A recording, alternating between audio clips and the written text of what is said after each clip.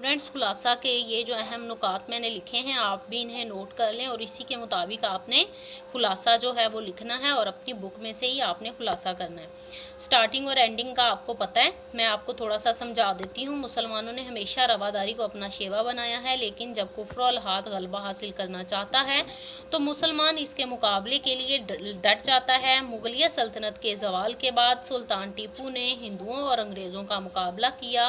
1857 की जंग आज़ादी की नाकामी के बाद सर सैयद अहमद ख़ान ने मजबूरन अंग्रेज़ों से मुफाहमत को गनीमत जाना और मुसलमान कौम की अखलाकी और तहजीबी इस्लाह पर तवज्जो दी।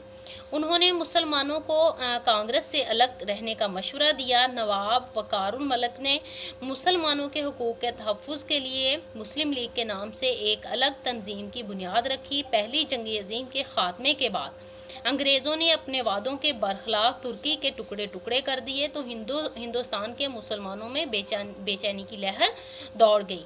इन हालात में मौलाना मोहम्मद अली जौहर उनके भाई ने तहरीक खिलाफत शुरू की। नेहरू रिपोर्ट के इशाअत के बाद मुसलमानों को यकीन हो गया कि अब उनका हिंदुओं के साथ चलना और इनके साथ ताउन करना मुमकिन नहीं। इन हालात को मद्देनज़र रखते हुए अल्लामा इकबाल ने 1930 में खुतबा इलाहाबाद में मुसलमानों के लिए एक अलग वतन का मुतालबा किया। कायदे आज़म ने मुसलमानों की बागडोर संभाली तो उन्होंने इकबाल की तजवीज़ को अमली जामा पहनाने की कोशिश की। 23 मार्च 1940 को लाहौर में कायदे आज़म की सदारत में होने वाले जलसे में करारदाद पाकिस्तान मंजूर की गई, जिसकी वजह से मुसलमानों की आज़ाद और खुद मुख्तार हुकूमत कायम करने का फैसला हुआ।